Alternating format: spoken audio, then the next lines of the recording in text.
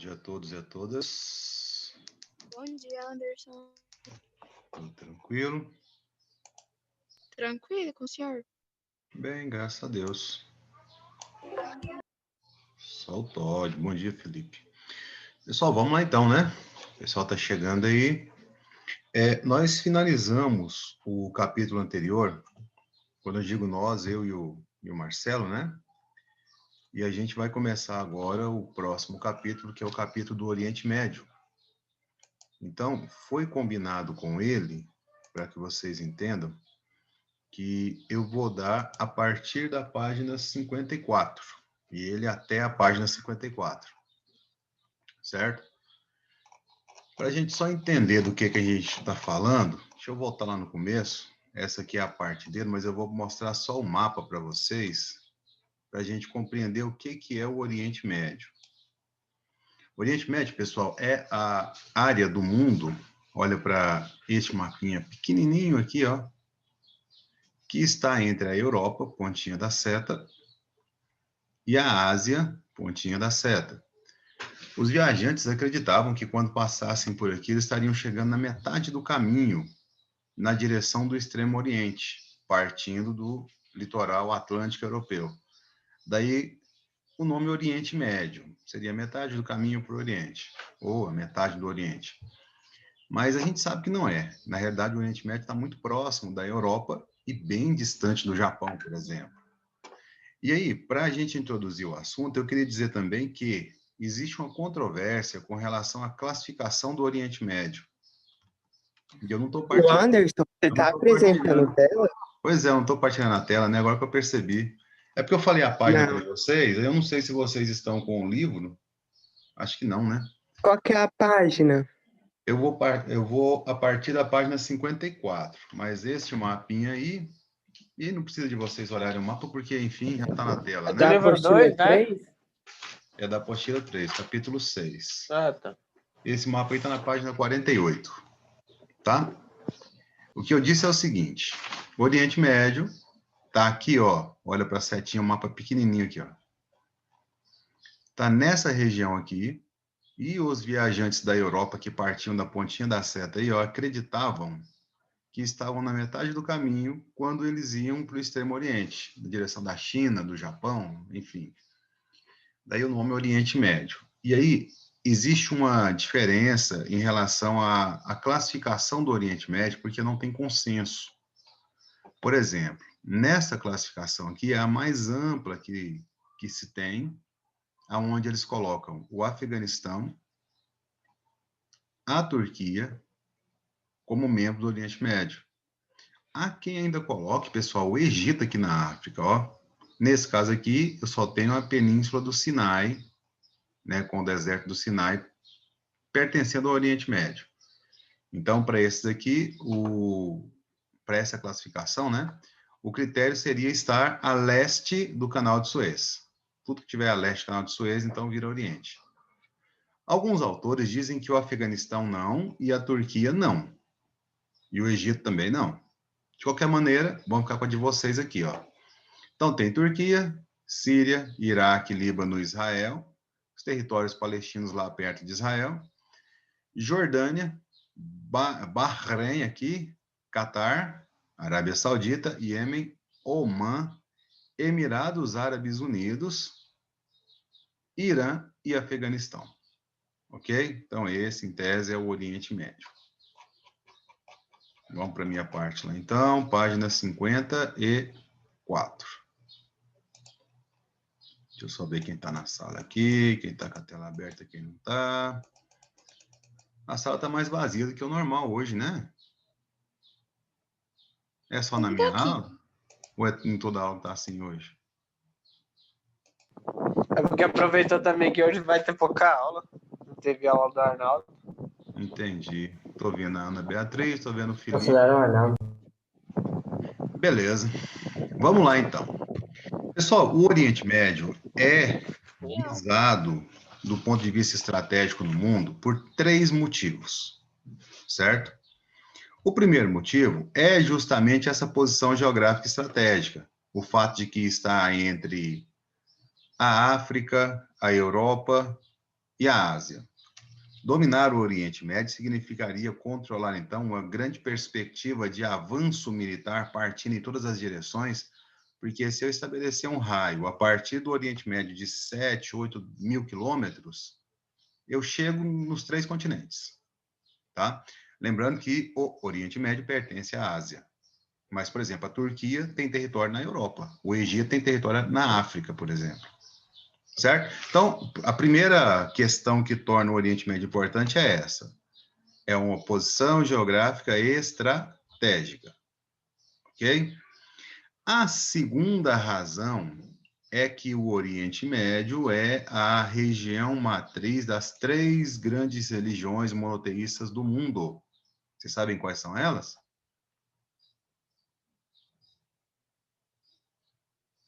Islamismo, Islamismo. judaísmo, Esse aqui tem um Deus só, né?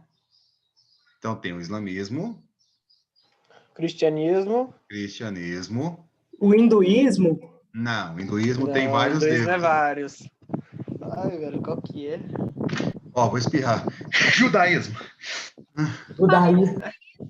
Ana Beatriz tinha Judaísmo. falado. Já tinha Ela tinha falado? Eu não tinha ouvido, não, Uhum. desculpa. Judaísmo, galera. Vocês sabem qual é a grande semelhança entre os judeus, os cristãos e os islâmicos, além de serem praticantes de religião, lógico? É o Deus. É o mesmo Deus.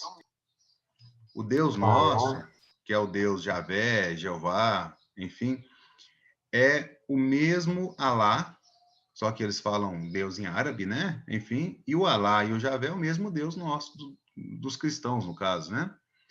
Muda o Enfim, nome. só muda o nome. E todos eles, todas as 3 religiões, desculpa, além de seguirem o mesmo Deus, seguem princípios muito parecidos, como o do livre-arbítrio. Você vai seguir a Deus se quiser, Deus pode tudo, ele só não pode te obrigar a querer seguir ele, porque essa é uma opção sua.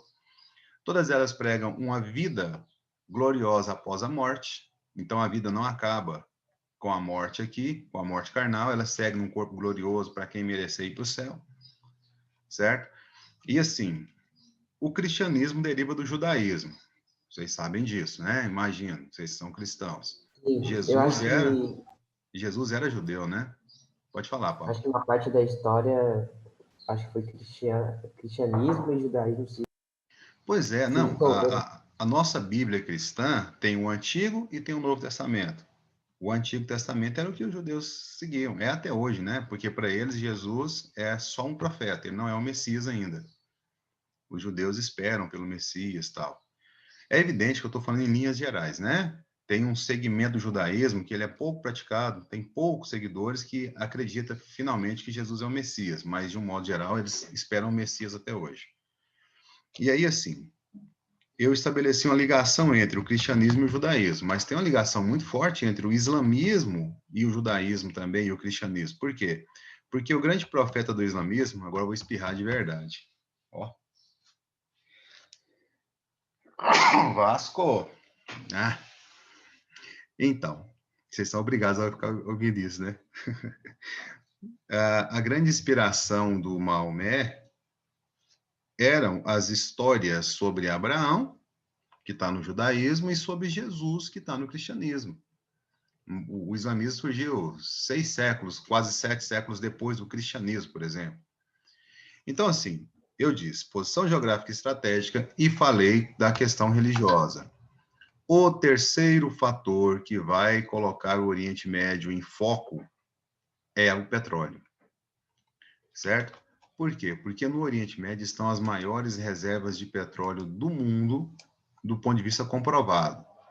Olha a escala. Países com as maiores reservas de petróleo comprovadas, tá? Não estimada. Reserva estimada é uma coisa, comprovada é outra. Estimada, nego acha que tem, comprovada tem a prova que tem.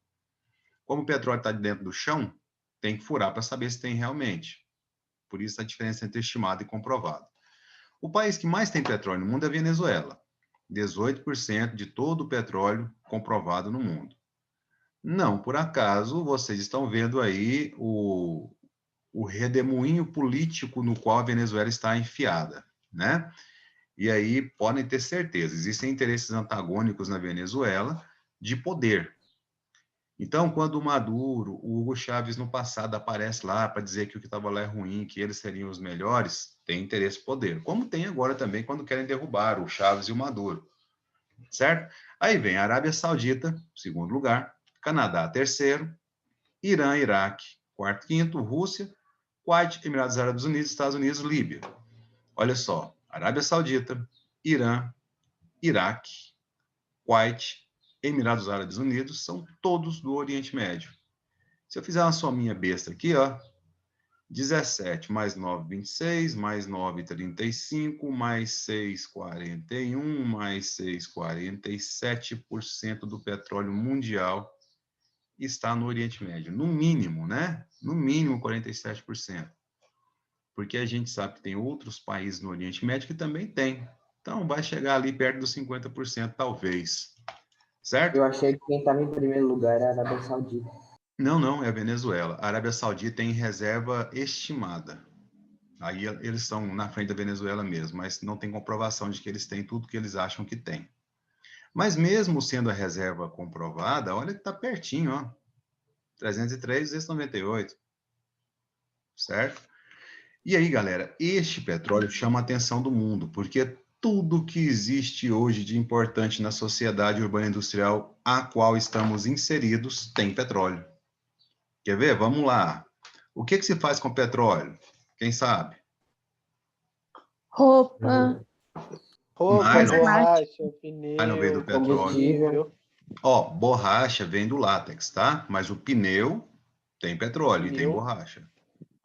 Asfalto, gasolina, Sim. cosmético, cosméticos, show, tinta, óleos lubrificantes, querosene de avião, óleo diesel que move caminhão e ônibus.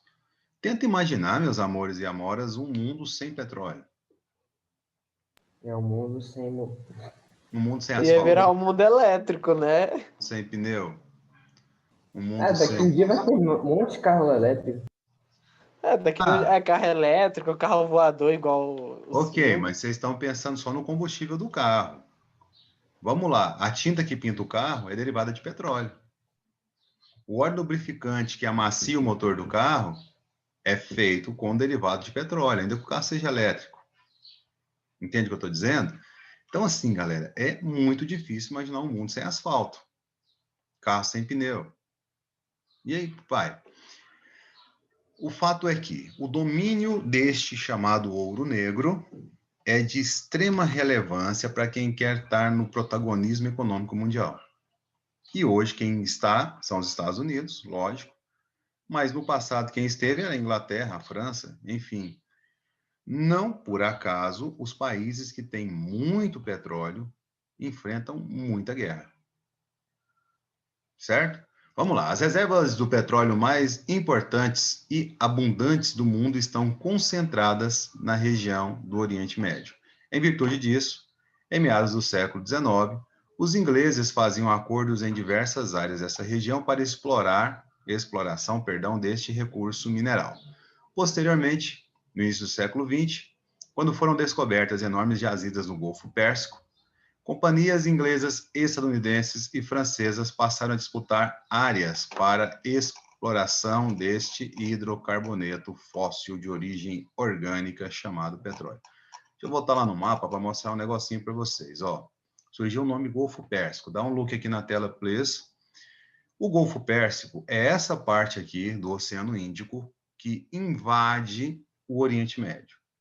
E aí no contorno dele eu tenho o Irã, Iraque, Kuwait, Arábia Saudita, Bahrein, Catar, Omã, todos esses países são produtores de petróleo. Então, eu posso dizer que talvez a metade do petróleo do mundo escoe pelo Golfo Pérsico, porque para transportar petróleo, ou eu tenho oleoduto, ou eu tenho navios petroleiros, e nesse caso aqui, basicamente são navios petroleiros. O controle do Golfo Pérsico, e sobretudo aqui, ó, da saidinha do Golfo Pérsico, desse estreito aqui, significa o controle de algo que é importante para o mundo todo. Tá entendido? Voltando para o nosso texto. Em razão da crescente importância econômica do petróleo e da falta de tecnologia por parte dos países do Oriente Médio para extrair esse recurso, esses concederam a exploração às empresas estadunidenses, francesas e inglesas, tais como a Exxon, a Chevron, a Gulf, a British Petroleum, a Shell, a Mobile e a Texaco. Então, vamos lá. Presta atenção.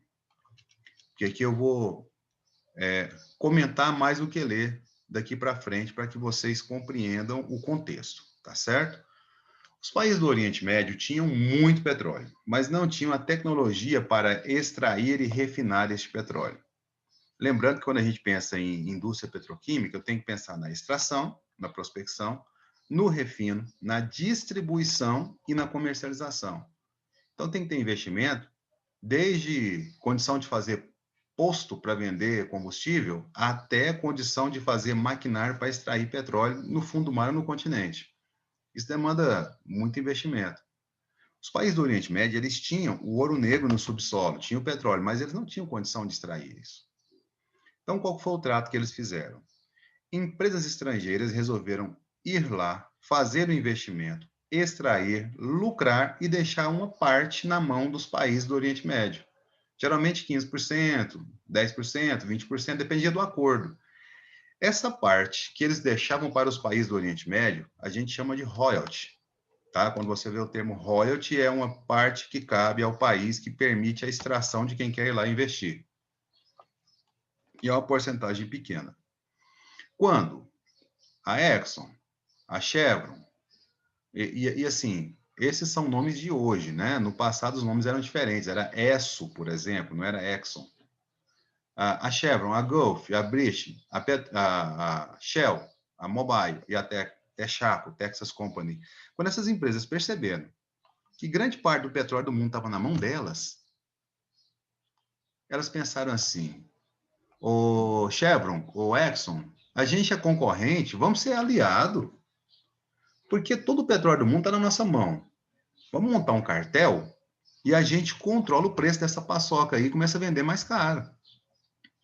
E aí, galera, surgiu um cartel chamado Sete Irmãs, as Sete Irmãs do Petróleo. Este cartel teve o objetivo, destaque isso aí, ó, de controlar desde a exploração até a comercialização do petróleo, para ter muito lucro a partir daí. Então, se eles combinassem assim, ó, vamos cobrar $70 no barril, eles combinavam isso, todo mundo tinha que pagar, porque eles não tinham opção. Ah, eu vou comprar da Chevron, quanto que é aí? 70. Não, vou comprar então da Shell. Quanto que é aí, Shell? 70. Texaco, me socorre, 70. Porque eles combinavam. Eles associaram em um cartel chamado Sete Irmãs. Ok? Até aqui? Nossa, então eles tinham controle da exploração até a comercialização da Comercialização, petróleo. exatamente. Esse é o controle total. Agora, galera, eu tenho que contar para vocês também um segredo, viu? Cartel é ilegal. Não pode. Só que eles faziam e quem que iam punir eles? Já que o mundo inteiro precisava do petróleo deles. Imagina se eles resolvessem, então, frear a produção. Se eles freiam a produção, falta petróleo no mundo. Se falta petróleo no mundo, quem quiser pagar tem que pagar mais caro. Porque está faltando. Então ficou todo mundo na mão deles. Até que veio o golpe. Quer dizer, o golpe não, o contragolpe, né? Porque um cartel já é um golpe. Que foi a criação da OPEP, Organização dos Países Exportadores de Petróleo. No caso da OPEP, eles fizeram o seguinte, presta atenção nisso aqui também. Os países tinham um recurso, não tinham a tecnologia. Ficavam com parte do royalty, e essa parte do royalty, que era muito pequena, não agradava a eles. Primeiro, eles passaram a exigir, eles quem? Os membros da OPEP. Mas quem eram os membros da OPEP? Arábia Saudita, Irã, Venezuela, Emirados Árabes Unidos, Nigéria, Iraque, Angola, Líbia, Kuwait, Argélia, Guiné Equatorial, Congo, Gabão. Esses e alguns que entraram e saíram ao longo do tempo formam hoje a chamada OPEP. Mas no começo, Tratado de Bagdá, deixa eu só pontuar isso aqui para falar exatamente para vocês, países de origem da OPEP, eram menos do que isso. Eram só 5, se eu não me engano. E aí, eles passaram a fazer o seguinte: olha, nós exigimos que vocês paguem uma porcentagem muito maior do que a gente recebe. Aí as 7 irmãs, não, não dá, porque sei lá o quê, é muito. Então, fala o seguinte, você não vai explorar aqui mais. Não, mas peraí, como assim? Pessoal, originalmente eram Irã, Iraque, Kuwait, Arábia Saudita e Venezuela, tá? Só que aí expandiu, como vocês estão vendo aí. E aí, as 7 irmãs ficaram meio que na mão da OPEP e tiveram que ceder. Mas com o tempo, o golpe veio mais forte ainda. Muitos países da OPEP pensaram assim, mas peraí, ô Brimo, nós é muito bobo, Brimo. Nós não tem técnica, nós não tem máquina, mas nós tem petróleo e agora nós tem dinheiro. Bora expulsar esse povo daqui e produzir nós mesmos. Mas a gente não tem a máquina, a gente compra. Mas a gente não tem a tecnologia, a gente compra também. A gente pega um funcionário da ESSO, da Texaco, paga o dobro para ele trabalhar para mim. Para a gente, no caso, né? E aí, galera, a OPEP, esses países passaram a produzir petróleo também, alguns de forma estatal, o próprio Estado produzindo. Certo? Houve uma onda de estatização do petróleo no mundo, foi nessa onda aí que surgiu, por exemplo, a Petrobras aqui no Brasil, uma empresa estatal para produzir petróleo. Caraca, Não era muito mais inteligente pensar assim? Bom, pelo menos eles pensaram um pouco. aí o mundo passou a ficar na mão da OPEP, não mais das 7 irmãs. Inclusive, as 7 irmãs acabaram fundindo, muitas em uma empresa só, enfim. Hoje nem tem 7 irmãs mais. E aí, galera, A Venezuela. Shell é a mesma da Shell The Power? Foi?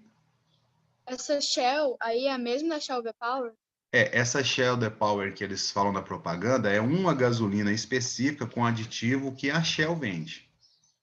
Só que a Shell vende gasolina comum também, vende aditivada, enfim, é a mesma empresa, tá? Aqui no Brasil a gente tem a atuação da Shell, tem a atuação, estou falando em relação a posto, tá? Tem a atuação da Texaco, e a Texaco está sendo substituída pelo Poço Ipiranga. Não sei se você já ouviu falar em Poço Ipiranga. Por exemplo, onde é que a gente compra ingresso para cinema? Poço Piranga. Piranga. Mas já enjoou. Barra de chocolate. Poço Piranga. Tinta para Poço pintar o Piranga. cabelo. Poço Piranga. E gasolina barata. E gasolina barata, aonde? É no Poço Poço Piranga. Piranga. Não. Lá vende qualquer coisa, menos gasolina barata. Aliás, ninguém está vendendo gasolina barata, né? O fato é que as 7 irmãs primeiro ficou na mão da OPEP, depois passaram a sofrer a concorrência da OPEP. Galera, mas eu tenho que falar para vocês também que a OPEP hoje também não controla o petróleo mundial. Porque países como os Estados Unidos, o Canadá, a Rússia, o próprio Brasil com o pré-sal, a China se lançaram no mercado de forma assim muito forte e ninguém aqui é da OPEP, desses que eu falei, tá? Então, guardando aí, 7 irmãs e empresas que se uniram e formaram um cartel para controlar preço e produção do petróleo.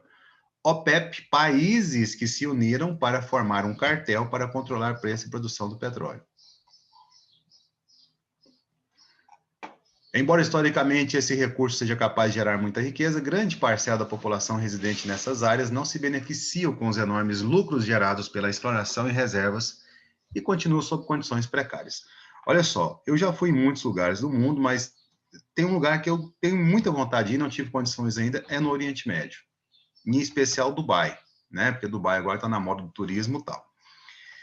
Um ex-aluno meu, no final do ano passado, foi para Dubai. E ele foi em um cruzeiro e tal, mas ia atracar lá e conhecer. E eu pedi um favor para ele. Falei assim, Igor, me faz um favor quando você estiver lá. Eu quero que você fotografe para mim para além das imagens turísticas que nos chegam. Certo? Ele falou, não, beleza.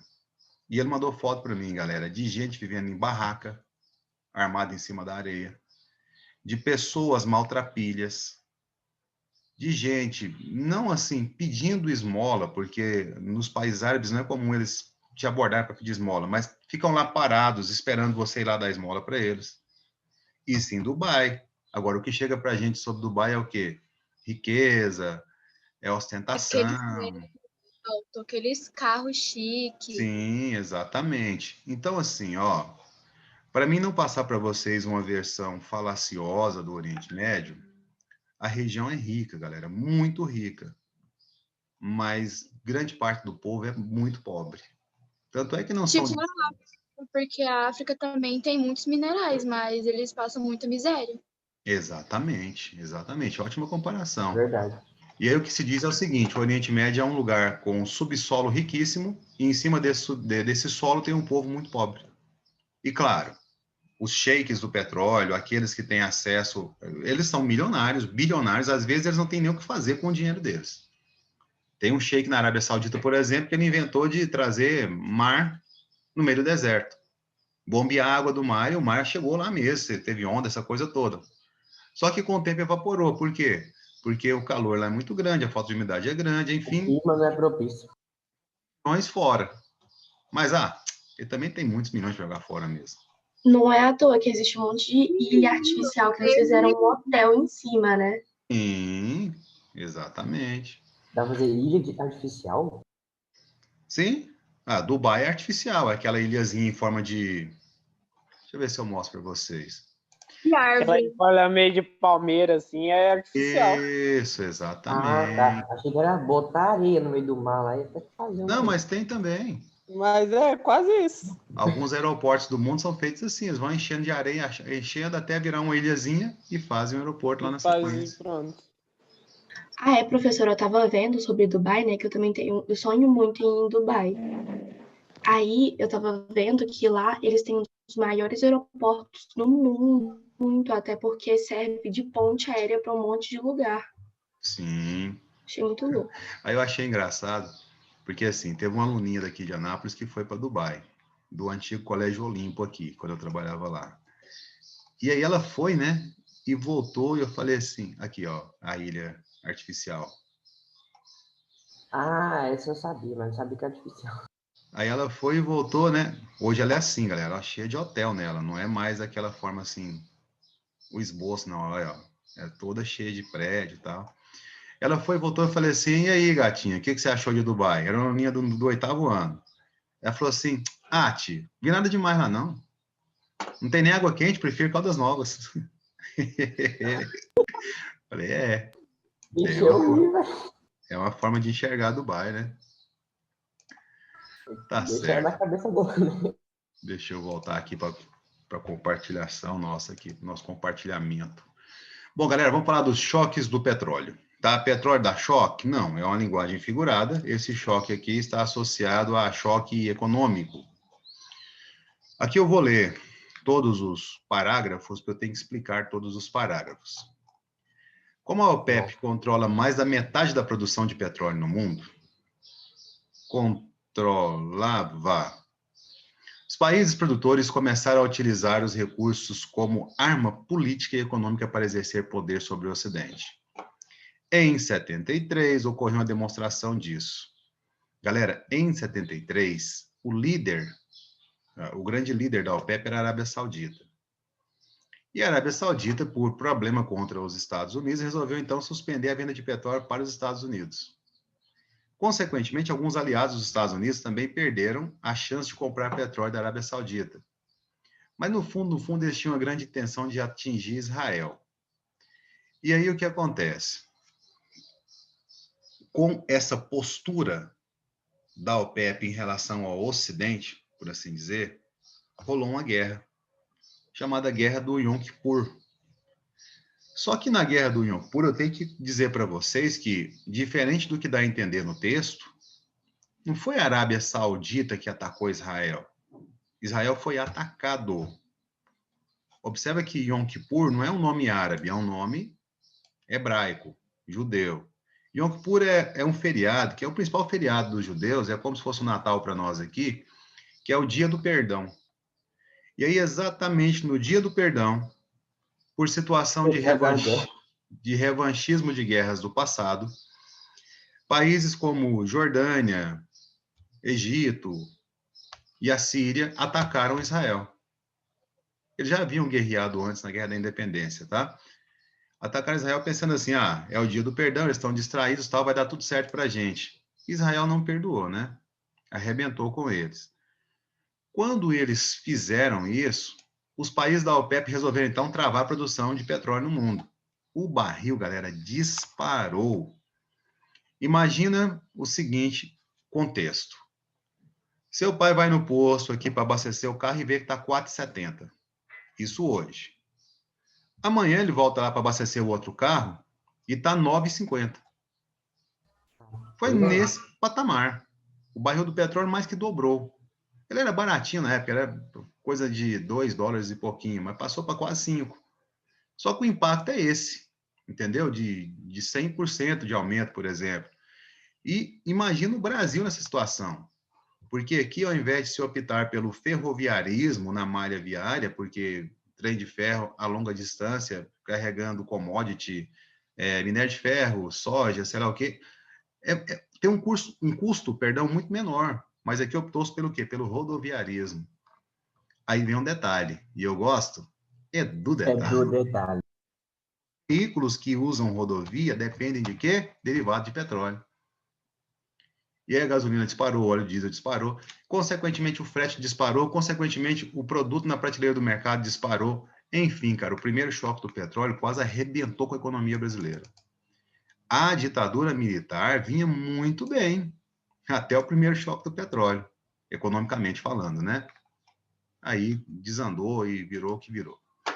Como forma de amenizar a dependência energética, diversos países passaram a investir em desenvolvimento de formas alternativas de energia, como o etanol, por aqui, a hidroeletricidade, a biomassa, no caso o biodiesel é um exemplo, a energia solar e a eólica. Em 79, rola o segundo choque do petróleo, quando o preço do barril subiu novamente. O que aconteceu no segundo choque do petróleo? A Revolução Islâmica no Irã.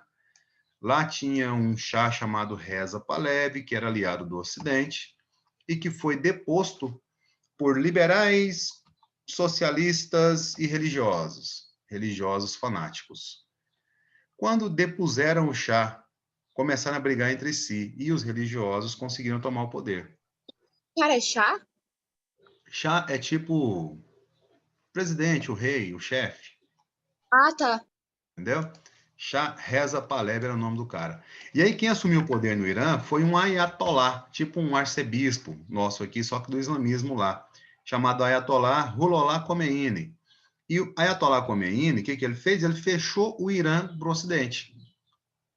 Como o Ocidente dependia muito do petróleo iraniano, parou de ter acesso. O preço disparou de novo. Aí vem o segundo choque do petróleo.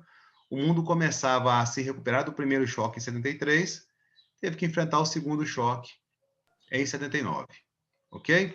Aqui no Brasil, nós tivemos uma década inteirinha, que é a década de 80, como década perdida na economia. Nossa economia cresceu 0, pouco por cento em 10 anos.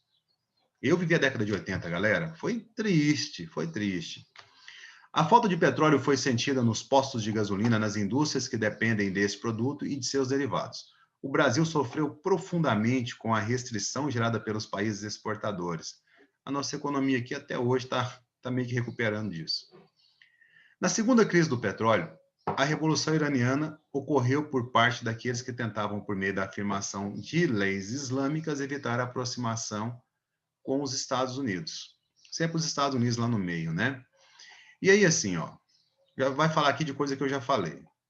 No último parágrafo, além desses choques e crises, houve, em 1990, um momento de tensão mundial em torno do recurso. A invasão do Iraque ao Kuwait. E aí, neste caso aqui, o barril passou de 10 para mais ou menos 18 dólares. O preço do petróleo kuwaitiano, e o Kuwait sempre segurava mais ou menos o aumento da OPEP, acabou permitindo com que o aumento da OPEP refletisse no mundo inteiro. Enfim, eu vou contar para vocês, para encerrar essa aula, como é que se deu a Guerra do Kuwait, que foi o último grande choque, por assim dizer. Tá? Vou voltar lá no mapa. Aqui. Se você observar o mapa aqui, o Iraque tem no Kuwait uma barreira quase que total para ter acesso ao Golfo Pérsico. Percebe aí? Sim. Deixa eu aumentar aqui para quem não consegue ver direito. Aqui, ó. O Iraque até tem uma beirinha aqui, um beicinho de pulga, dando acesso ao Golfo Pérsico. Mas o Kuwait está ali como um entrave. Para o Saddam Hussein, o Kuwait não deveria existir, deveria ser do Iraque. Por quê? Porque na expansão do Império Babilônico, que tomou essa região todinha aí, o Kuwait não existia, pertencia ao Iraque. O Iraque hoje é remanescente do Império Babilônico. O Iraque, então, invade o Kuwait. Mas olha o contexto. Lá no Irã rolou a Revolução Iraniana que eu falei, em 79. Essa revolução foi de cunho xiita. Os xiitas, eles são inimigos dos sunitas. Tanto no Irã quanto no Iraque, os xiitas são maioria. Só que no Iraque, o Saddam Hussein era sunita. Os sunitas, que eram minoria, dominavam os xiitas. O Saddam pensou assim, ó, uma revolução no Irã de xiitas vai estimular os xiitas do Iraque a fazer uma revolução aqui também. O que o Saddam fez? Partiu para uma guerra contra o Irã, uma guerra sem a troco de nada. Acusando o Irã de partilhar com eles a saída para o Golfo Pérsico, deveria ser só do Iraque, dizendo que refinarias iranianas deveriam pertencer ao Iraque. Durante essa guerra, o Iraque ficou muito quebrado economicamente e pediu empréstimo para o Kuwait. Terminou a guerra 10 anos depois, 9 anos na realidade, ninguém ganhou, ninguém perdeu, o território ficou igualzinho, só que o Iraque estava arrebentado economicamente. O Iraque vira para o Kuwait e fala assim, ó, Kuwait, eu exijo que você perdoe a dívida do empréstimo que eu fiz com você durante a guerra do Irã. O Kuwait, não, peraí, brother, na hora de pedir você fica a cara boa, na hora de pagar você vai exigir que eu te perdoe? Vou perdoar, não. E aí juntou as tensões de território, a questão de saída para o Golfo Pérsico e a negação do perdão, o Iraque então invadiu o Kuwait para tomar o Kuwait. Só que aí teve um detalhe, e I like of detail. Galera, os Estados... Ficou ruim, hein? Ficou ruim, desculpa aí. Os Estados Unidos saíram em defesa do Kuwait, conseguiram a aprovação da ONU para expulsar o Iraque do Kuwait. E expulsaram. 2 grandes operações. Operação Tempestade no Deserto. Aí você vai dizer assim, mas no deserto não chove, pessoal. Mas choveu. Só que não foi chuva, não. Choveu bala. Né? Enfim, e depois a Operação Espada do Deserto. Aí, depois que eles destruíram a estrutura do Iraque todinha, entraram com soldados.